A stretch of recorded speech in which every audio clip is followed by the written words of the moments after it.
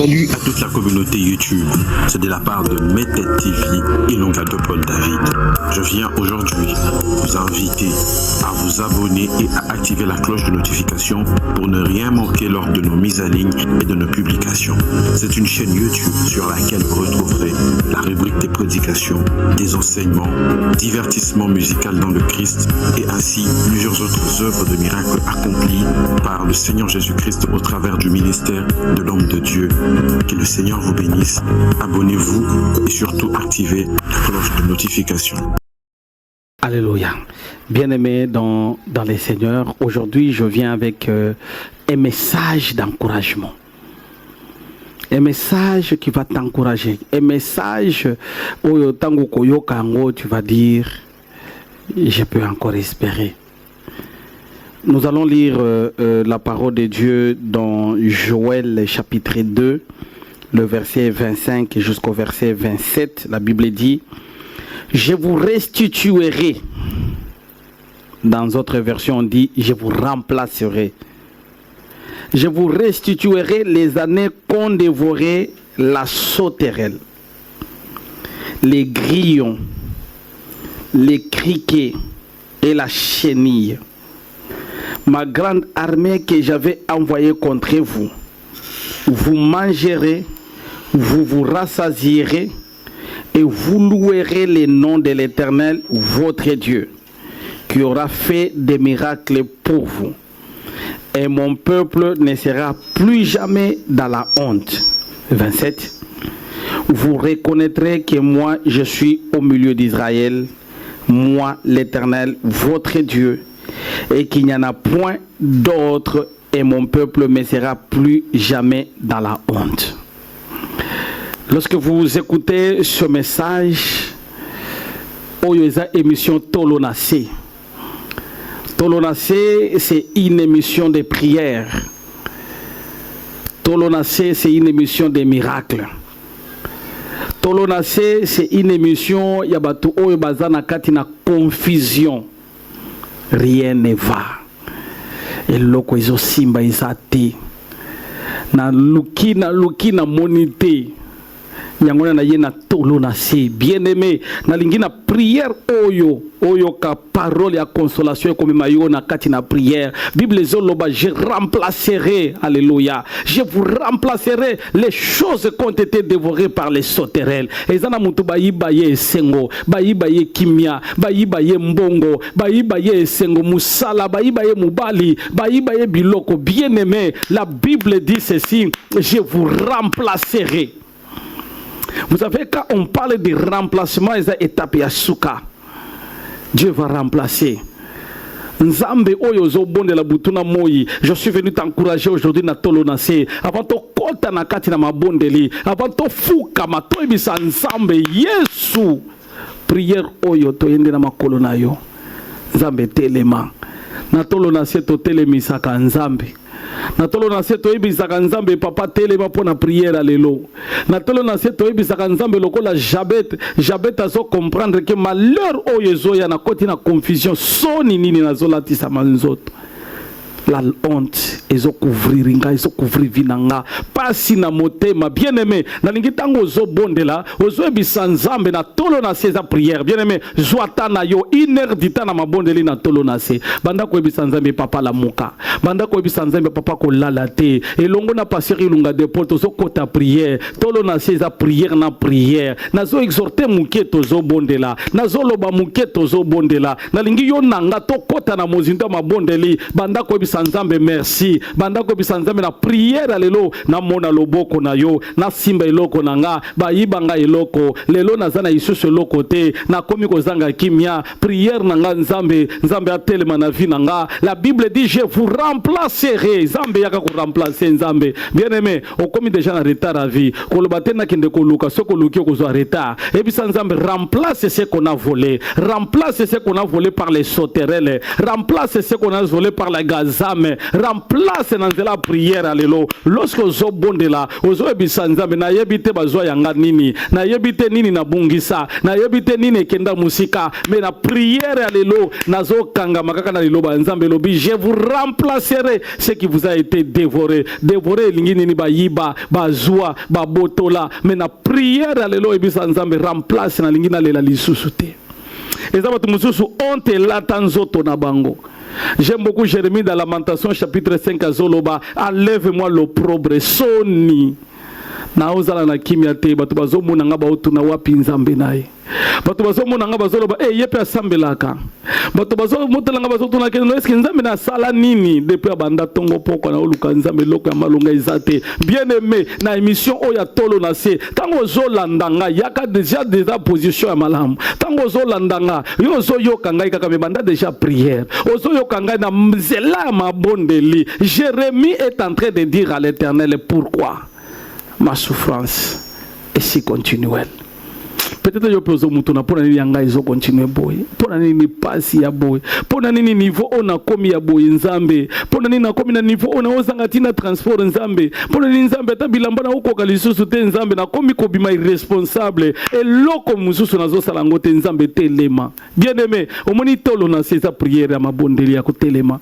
Omoni tolo na seza prière o tango zo telema na nzela mabondeli o lala na se ozo fukama ozo bisa nzambe papa tolo na ngai za na se nzambe monanga na tolo na se oyo na posa na mona loboko na yo na posa na simba na posa na kuta na eloko asika bien metangu yo so bondela ozo bisa nzambe le temps est arrivé nzambe na lela kalizuzu te yoka toza na mois ya kushema toza na mois de septembre bien aimé na mois oyo il faut bota eloko nyonso baboto la bayiba na lubumu na yo ebisa nzambe na kangama na oyanga na kombo na Yesu. Est-ce que quelqu'un me donne un amen? Alléluia. Est-ce que mutu moko azo comprendre que photo bondela tala vina yo tala bana na yo tala libala na yo tala makambo zo sambela eloko moko zo changer te o changer sujet de prière te lelo na lingina bondela na première chose les gens qui sont fatigués bato balemba bato makasi zali susute. Je veux prier avec les fatigués. Tu as beaucoup prié mais l'autre côté. Tu as cherché Dieu l'autre côté. Au fukama au pesa badime au pesa ba offrande au salaba sacrifice mais l'autre zozo maté bien aimé tola la nasi tolo nasi. Ebisa nzambe papa. Soki yo otelemite nga na kokufa. Soki otelemite nga na kokuya. Soki otelemite nga na kokusa. C'est celui qui est fatigué. Je veux parler à mon tour oya lemba mon tour na douleur. La douleur local la Jabet. La Bible dit que dans le niveau où Jabet a comment la Bible dit que Jabet invoqua le nom de l'Éternel. À combien de niveau il a invoqué le nom de l'Éternel? Pourquoi? Parce que pas si. À ce moment où simbate malheur na malheur. Peut-être pas si na yo ezande pour botama o sekakate o sepelakate o taka mutu akolela bato ba mona yo santé ya malamu lokola santé na malamu ezate bato bazo mona yo bien mais yo moko na motema lebi ke eza bien te ezo simbate. Quelqu'un me donne un amen. Alors na lingi tango zo bonde loze bisa nzambe lokola Jabet la Bible dit Jabet invoqua le nom de l'Éternel. Azo sala 4 sujets de prière lingi na lingi yo nanga tokota na prière wana. Les 4 sujets de prière de Jabet. Alors, bien Seigneur, si tu me bénis, yo, bien aimé, banda ko bisanze me pambola. Na nyoko mimingi. Na botama na pasi, na koli na pasi, na komika na pasi, na omona makambo na ngai zo simbate, vi na ngai zo simbate. Bien aimé tango zo kota na prière, banda ko bisanze Seigneur, na nzela prière otozo bondela Yahweh, soki yo te na ni mususu, soki o telemite na ni mususu, soki o konzite na ni mususu na nzela prière alelo. Jabet dit à l'Éternel Seigneur, si tu me bénis, nzambe soki opambolinga ebisa nzambe papa na ningi opambolanga pambolanga na libala na ngai nazo pe kimia pambolanga na ndako oyo nzambe nazala sujet ali pamboli pambolanga na musala bisika na kenda ka nzambe makambo na ngai changer kuna nazo kende nzambe pambolanga na situation nazo leka bien aimé commencer à prier pambolanga nzambe na ngina lela lisusu te na lelipe mingi pourquoi ma souffrance ezo continuer nzambe na lingina changer sujet de prière na kolela lokola ndenge na lela ka mikolo nyonso nzambe pambolanga bien aimé la bénédiction de Dieu est plus forte que la malédiction. Bisika malédiction ezali, bisika ba problème ezali. Soki nzambe ya pambolio, okobosa na nyonso na ngida sakola, likola mutu moko azolanda nga. Que mon Dieu te bénisse, obosa na pasi wana. Que mon Dieu te bénisse, obosa na binyoko wana. Que mon Dieu te bénisse. Oyo nyonso elelisaka vi na bino, nzambe a changé yango na kombo na Yesu. Et puis nzambe papa pambolanga, papa na kosuka boyete, loba na kosuka boyete, loba finanga kotika la kaka boyete, mutu bazo yeba ke ye ekendaka liboso te. Yesu ki abandi ko simba te, mokolo moko papa moko zo ebisanga, ba mesana komona nga na Yeshua, na bandi eloko moko balobi ye a réussiraka na yete, ako souffrir kaka. Bien aimé, peut-être makambo sala ka simba kate, peut-être ndengo banda ka isela kate, kota na tolo na se, et puis nzambe béni moi, alléluia. Dieu l'éternel nzambe pambolanga na lilipe mingi papa. Papa na libala ona zaka na kimia te, na zaka libala lilo problème. To zaka na kimia ka tamuke, mais ta ebele to zaka ba complication, ba incompréhension, ba problème. O mona na munoko mobali na ngazolo bakaka, ngana oto ko kabwana. Bien aimé, kotika yango bongo te, kota na prière. Kota na prière. Kota na prière, maman ko zo bisanga papa na sana témoignage. Na kota ki na tolo na se, mobali nanga bande ko kende soka kebo e soka zongi avant akozonga 2h du matin. Soka zongi na retard azonga ka 7h. Ko zonga na ezaka ka zonga si asokoli, azongi ka zui sac. Atuni bino comment vous allez? Les enfants ça va, akembala moko kotika bana na classe. Alors bi papa na souffrir mingi na libala nanga mobali nanga na ebite so yakendaka wapi soki na ABC no kutuna nga ite bien aimé maman na zo témoigner na tolo na se alors bi mokolo na kota na tolo na se na lala na zo bondela na zo bisa nzambe zongisa mobali nanga nzambe ko pesa ikimia te bisika kuna zali kaka na tolo na se oyo na yebi nzambe ona zo sambela nzambe a passer ilunga de Paul bisika za nzambe nanga ko ganga abandi ko sambela amoni wakola zo sambela a sirisi prière bunto atoke na porte ezalaki 23h amoni mobali na ya zongi alobi eloko te mobali a côté a continuer prière mobali alali azobisanga papa o eza témoignage mobali nanga komi ko zonga 17h 18h soki eza retard azozonga nde 19h mobali nanga zongi na ndako na osepela nzambe atolo na se nzambe nanga ayokinga bien aimé ezaka prière mususu koti na prière bisa nzambe pana simbio na kotika yote. Jacob a zomona na vie na Yesu simba te zoloba ceux qui na continuer boya kutali na nzambe abisi je ne te laisse pas avant que tu m'aies béni tolo na sie saka prière à décision et saka prière ko bisa nzambe papa so na raté lelo mususu na kozango te akoti na tolo na sie. Et l'ange lui dit que non, quel est ton nom? À combien de niveaux qu'on tourne na kombo na pourquoi? Parce qu'à combien de niveaux qu'on loba que non muto nga simbinga makasi. Bien aimé, nzambe ko sala na tolo na sesa o miracle nzamba ko sana kati na vie na yo ya liboso zo senga lipamboli Seigneur bénis-moi si tu me bénis soki o pambolinga bien aimé lipamboli eza bien kolinga ko tikala kaka bongo te bien aimé ole makamusuzu ezaka bitumba ebisa nzambe pambola loboko na yo ezala likolo nanga la prière de Jabez a compris que il invoqua le nom de l'Éternel, il dit Seigneur si tu me bénis. J'aime beaucoup tant que nzambe a pambolaka. J'aime beaucoup nzambe a pesaka. Ya nzambe liki nyonso. Alors tant que zo bonne loze bisa nzambe papa pona likambo na zo sala pambolanga. Soko za dossier na bisa nzambe na zui dossier oyo nzambe babeka kanga ite. Mais lelo na zui dossier na maboko nzambe na zo kotisa makila na yo. Na zo tiango nzambe bisika ko dossier na ngaza. Nzambe babenga nga na déposer dossier placitel. Nzambe babenga nga na kombo na Yesu. Alléluia. Na sepela na mama moko zo bisanga papa nzambe aza na kota na prière atolo na se mobali moko asalaka ba blague ya balabala linga alobi na lingaka yo na lobi ya solo pesa nga numéro nanga na pesa numéro yepe apesa yanga papa abenga mokolo moko boya blokanga na lobi ko suka boite tolo na se na obenda ina mulimo akoti na prière atolo na se azo bisanzame na obenda ina mulimo akoya ko saka nanga na vina ngai te na linga yepe akende akokende te aozonga. Alors papa la côte à prière ça les 3 semaines na moni muto abenga comme chérie tu vas j'étais en voyage le bilukuta ozaki na voyage te ozali kaka awa papa zonga ti loto zanaye tolo na se eza prière o yemema kama pamboli peut-être lelo li pamboli na ekima ekenda Les lozo sepelaka lisusu te bato bazomona yo bato bakomi koseka yo bakomi kotala omoni asuki bien aimé osuki na noté tant que tu vis tant que tu as Dieu tant que tu as le Seigneur Jésus osuki na noté c'est lui qui a le dernier mot tika bato batia ba virgule tika bato batia ba point mais moto azana point eza nzambe soki moto asali erreur atie virgule nzambe abandeli soki moto asali erreur atie point na vie na yo ebisa akosi parce que nzambe akotia siko une phrase en majuscule et ko banda na vie na yo tolo nase luka lipamboli ebisa nzambe pambola nzambe lelo nazana kimia te pambola bana nanga tambola libota nanga nzambe bana nanga bapambwa manazana bisika muso konkende te na ye kaka epana yo na tolo nase na changer situation à vie nanga bien aimé o nazolo beza prière tango ozo yokanga ozo yoka prière ozo yoka mabondeli ozo yoka makambo échanger na vie na yo ozo bisa nzambe ekosuka boyete tina mona loboko na yo na kati na vie nanga. Est-ce que quelqu'un peut me donner une amène très fort? Alléluia.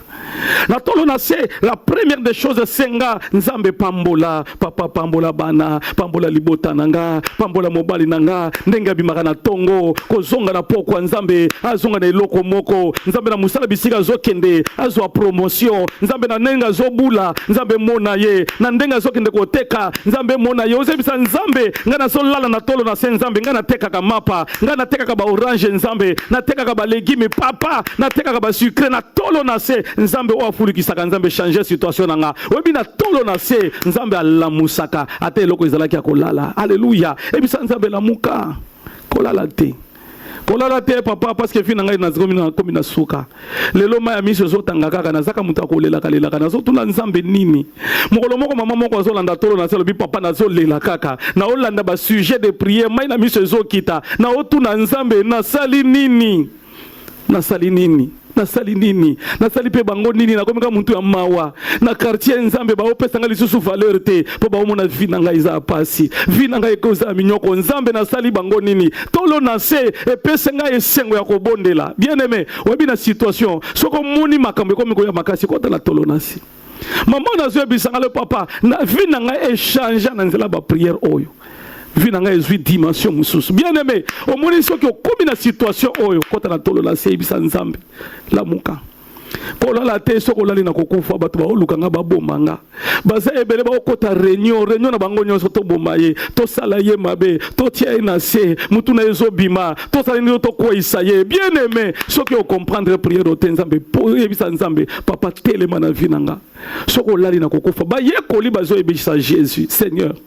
Si tu ne te lèves pas, nous mourrons. Regarde la tempête, regarde bitumba, regarde les problèmes. Même si utana bitumba moko comprendre que nous koleka nango mais omoni bitumba iso umbela kaka. Bien aimé, ba prière ya boyeza ba prière yo nanga to comprendre que nous faut to kota na mosindo. Mosindo prière loko ebisa nzambe papa, soki yote na la prière ya lelo.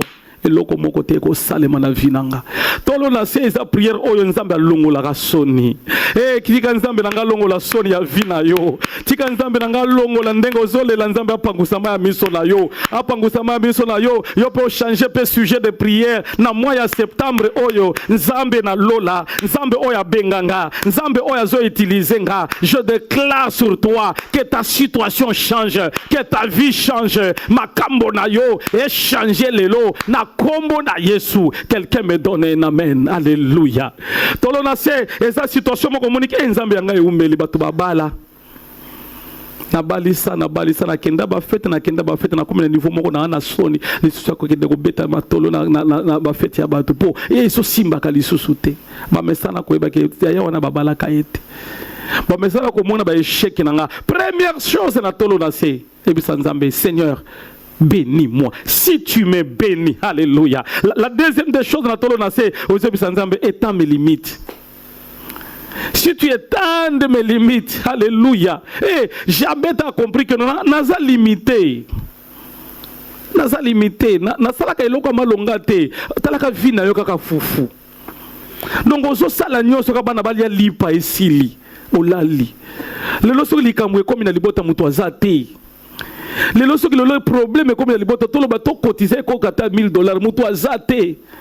moko maman moko zo bisanga le papa tozaki likambo moko balobi faut batia makila ba osenga na hôpital $100 na bengi noko zo bisanga ke mikolo na za na kimia te na za na mbongo te na bongi ya zo bisanga noko to ezo simba pete $100 eza ebele 200,000 ko uta wapi na bengi ndeko nanga zo bisanga $100 toko talike lemba pour que tozo $100 mwana batia makila na $100 libota cotisation mutu azate ya kotombola mutu pour lelo likambo ekoma provision izate na compte na banque na zape na compte te maman na sebisanga papa ata compte ya banque oyo bato afungula ba compte ngana za nango te ya koloba lelo likambo ekoma na kende na compte na ngana bimisa tambongo izate. Bien aimé, la Bible dit si tu étends mes limites obi tolo na se ozo bisanza betala capital nanga. Maman sebisanga papa na ngilo def sanga na nazo ta capital capital ya combien obi parce que opesinga ta 20,000 francs. Na banda commerce, 20,000 francs. Commerce mobimba yango wana. Hayi papa oui commerce nanga capital nanga wana. Peut-être le ozo la capital moko za na tina te. Tolo na se. Et puis ça nzambe yanga il va étendre ba limite nanga.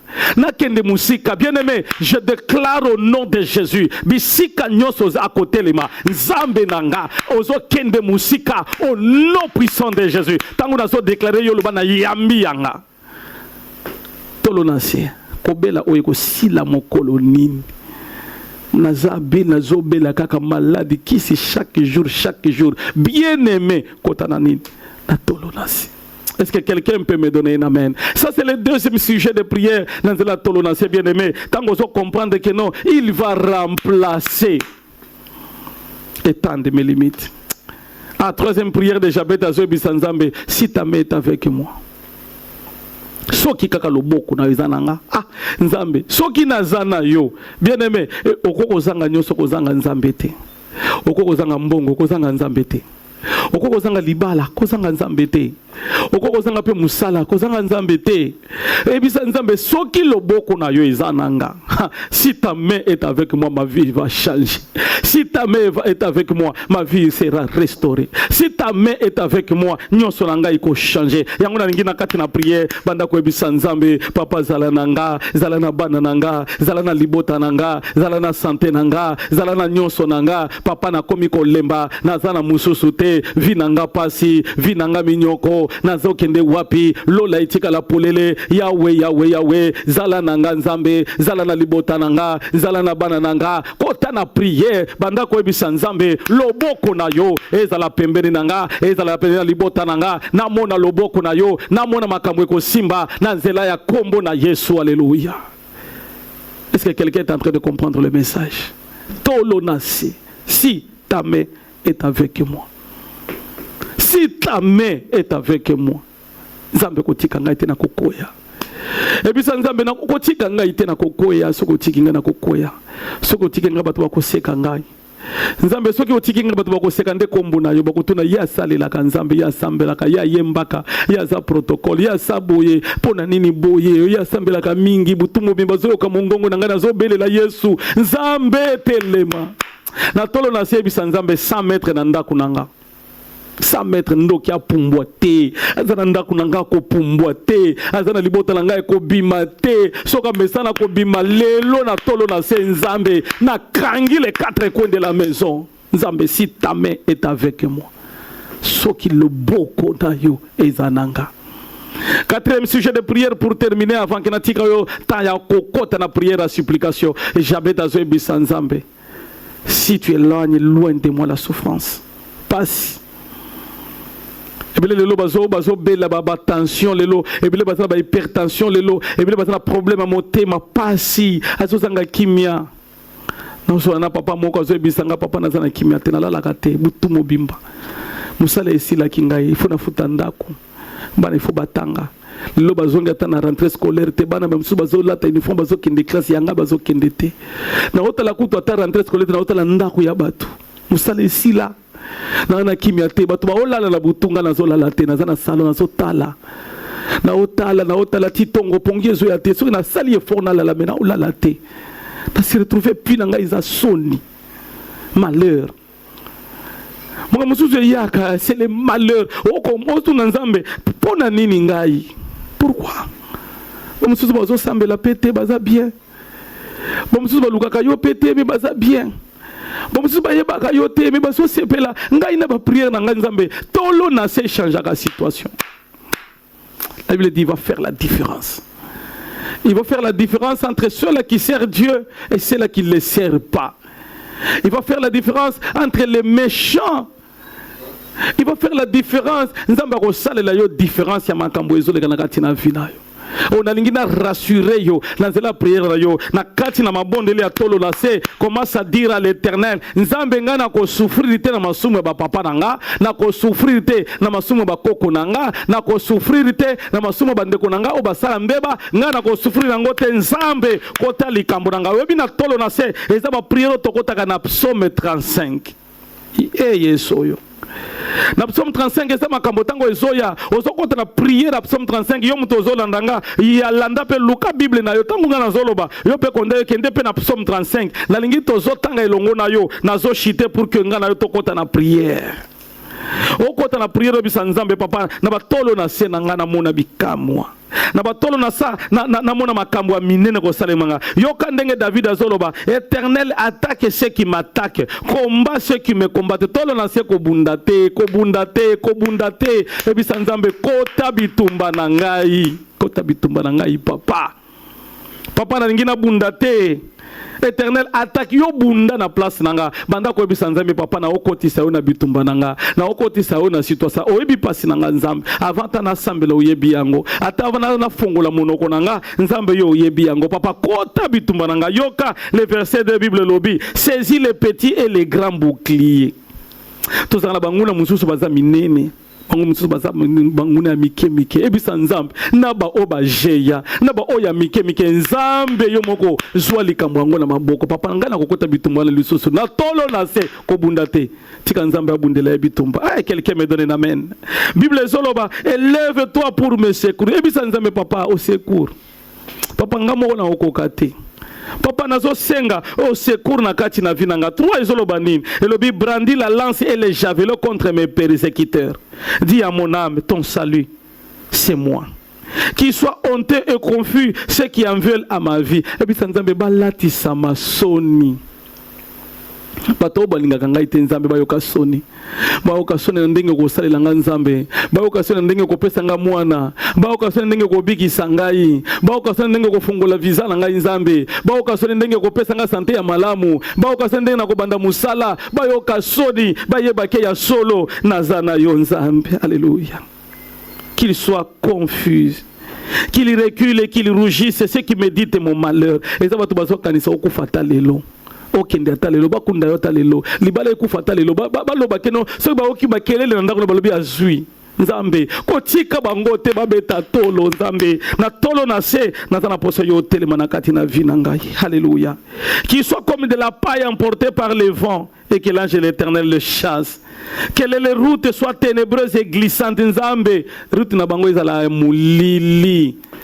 Ba mona bana na ngai te libota place nga na zola la bango ba poussa na te. Place nga na zolia ba ya te. Alléluia. Car sans cause ils ont caché pour moi une fosse. Sans cause, ils ont créé des filets. Sans cause, ils ont creusé pour monter la vie. Na sali bango et lokote. Na sali lokote. Na sali lokote. Na sali lokote. Na sali lokote. Batika ngai. Na sali lokote. Batika. Na sali lokote. Ozokota na prière nzambe na sali lokote. Sans cause. Balingi vina ngai beba vina ngai sila vina ngai kufa balingi ba mona ngana souffrir na salie lokote nzambe kota bitumba nanga na lingi bisika ozali banda ko bondela banda ko ebisa nzambe papa na ye na tolo na se nzambe na ye kofuka mepa na yo nzambe sala ya minene nzambe konza papa nzambe telema papa nzambe ya minene salema na nzela prière lelo na ye pa na yo na ye na tolo na se na ye koluka yo envoyez. Attends, pesa qui moto loco. Amemi angola hotel. Le laisse ya moto. Envoyez. Tinda moto. Osobondela. Osobeta maboko. Osobondela. Osolibere moto. Osolibere.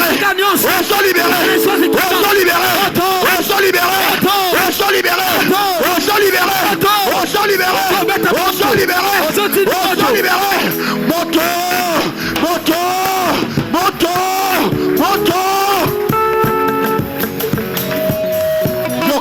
Yoka. Au nom de Jésus. Peut-être ce sont liberté. Oyebi na combat spirituel, ba geste nyonso kotaka. Awa ezali kamba ba sangote. Awa toza na parlement te. Awa toza na monde milimo. Na langi tango zobondela, ozomona na face na yo. Eza na hôtel, eza na sacrifice. Tango zobondela, ozobeta maboko. Soki esengelo buka, ozobuka ya kobuka. S'il fallait renverser, na langi na prière lelo, ezo yamba moto. Envoyez! eloko na oni ni batia likolo na hotel ezala bato ebele olamuki na tongo omoni elamba na yo te olamuki na tongo omoni foto na yo te olamuki na tongo omoni sous-vêtement na yo te eloko na oni nyonso oyo ezo représente yo na monde ya kindoki lelo ezoyamba moto envoye ntango ozolibere moto ata sacrifice wana ezali na mboka lelo ezoyamba moto envoye Tinda moto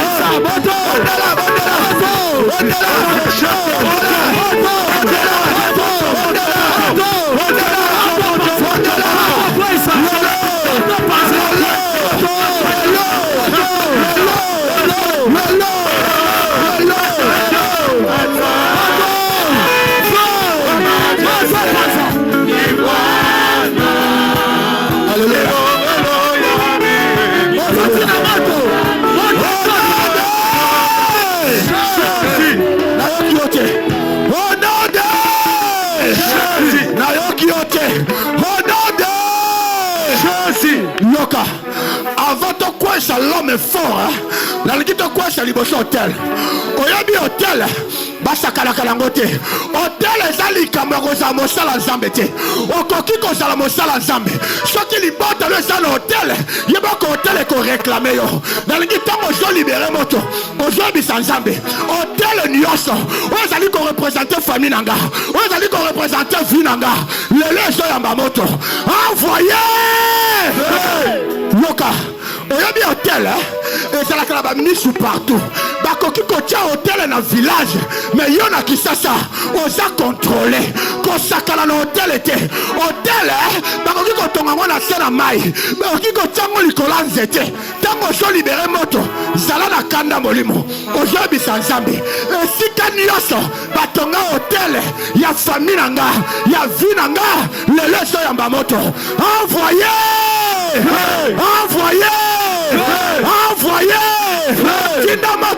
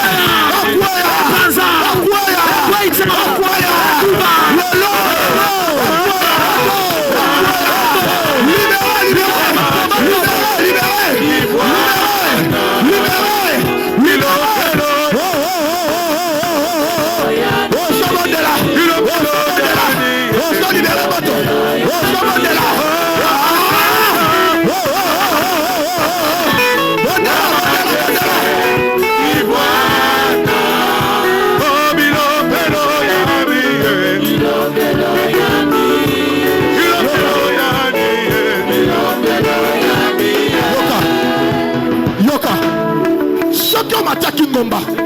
Oza la problème était. Écoutez. L'Éternel me dit ceci. Jean balobi na kaibo. Tobeta nanu milolo makasi.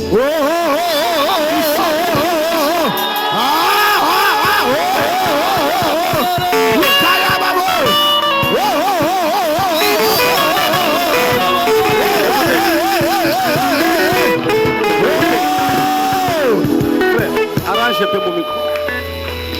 Ce que je suis en train de voir là, je vois les géants qui étaient de longue taille, qui étaient gros. Je ne sais pas ce qui lui est arrivé.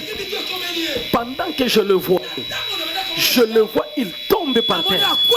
Et les gens qui étaient tout autour, les gens étaient dans l'étonnement. Et je pose la question à Dieu. Ce qui est tombé, c'est quoi? Il me dit ceci. Chacun est venu avec un géant. À partir d'aujourd'hui, ce géant vient de tomber.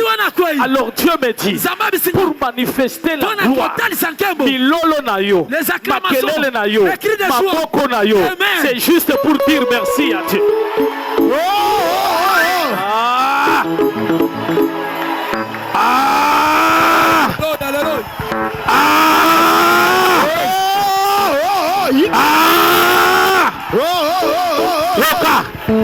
Loba akokwea. Obi awa toza mingi sérieux hein. Obi na makambo ya mulimo hein. Ce sont les fous de Jésus. Obi ba fous de Jésus hein. On va qui pakate. Na lingi tango sobondela. Ozobi sanzabe. Lelo. Répète après moi lelo. Loba lisusu lelo. Loba lisusu lelo. Loba lisusu lelo. Azala wapi. Azala na zamba. Azala na mai.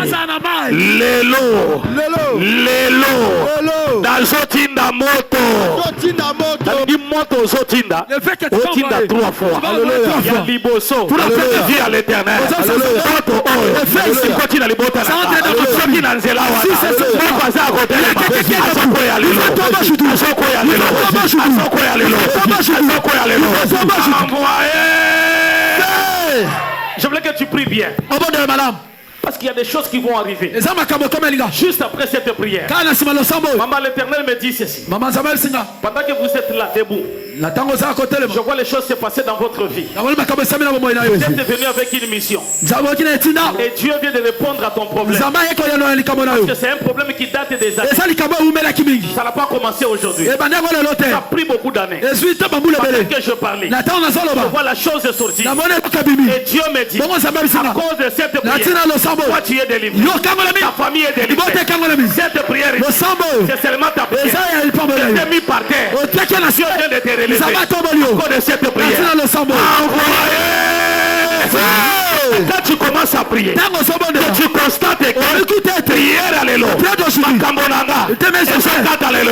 Papa, je vois le lien de la famille.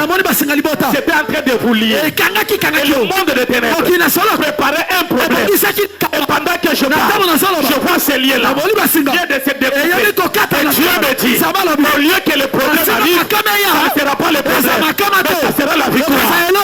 Envoyez. Quand tu commences à prier, tu vas taper les mains, tu vas marcher, tu vas aller à droite, tu vas couper les fumées, tu vas dire à Dieu, près de Jésus, c'est Jésus, il va tomber. Envoyez.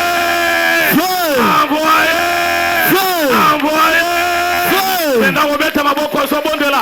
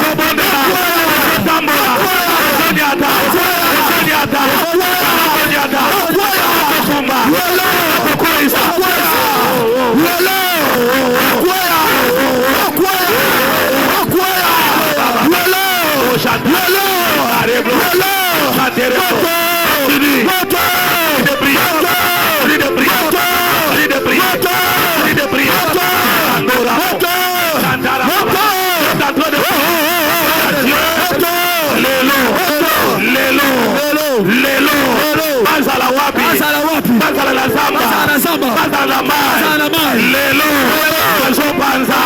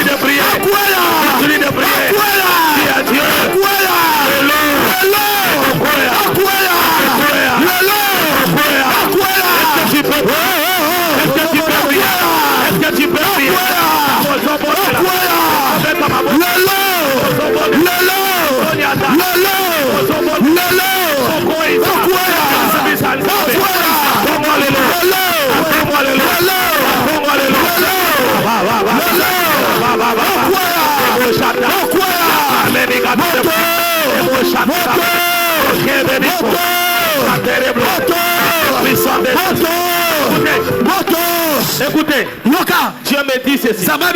La deuxième victoire, c'est la victoire du combat de la famille. Il me dit ceci aujourd'hui. Tu es longa. C'est pour la famille. Si dans ta famille, l'Éternel me dit ceci. C'est pour la Dieu t'a donné la victoire. Le combat de la famille. Il t'a donné la victoire. L'Éternel me dit ceci. Il y a des combats de la famille. Quand tu commences à prier, quand tu commences à prier, tu dois être assuré.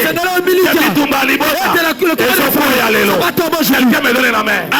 Quelqu'un me donne la main. Quelqu'un me donne la main. Quelqu'un me donne la main.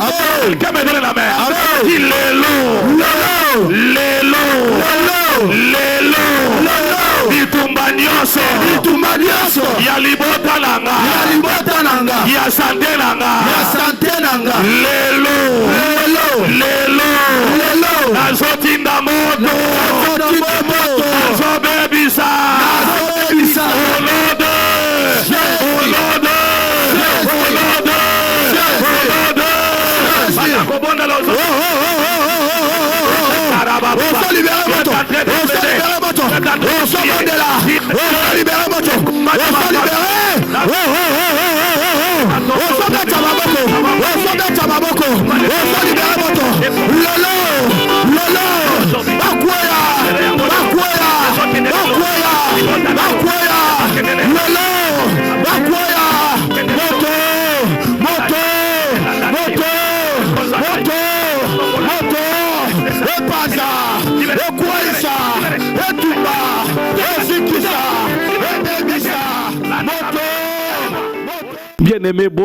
bien-aimé bondela tango ozo bondela ozo ya kotelema ozo beta maboko obandi kotambola banda koyebisa nzambe na ye na makolo na yo na ye kofukama na ye koluka elongi na yo sala ya mine na vinanga sala ya kokamwa na vinanga na kombo na Yesu. Je veux clôturer la prière. Alléluia. Laisse maintenant que yo mutoza na situation ya pasi simba kaka loboko na motema. Éternel Dieu na situation ya pasi oyo mwana na yo azoleka nazo libérer lola nazo libérer grâce nazo libérer profondeur que mon Dieu apesa yo nouveau départ yamba yango na kombo na Yesu. Bien-aimé yo mutozo landanga ozana posa kokutana na pasteur Ilunga de Paul David yaka na ministère évangélique étant de Dieu na quartier GB. Si tu as besoin d'arriver, adresse numéro adresse à Liboso, tu peux appeler et nous allons te recevoir. Ça c'est la première adresse. Yami Balé, nous sommes au numéro 2 bis quartier GB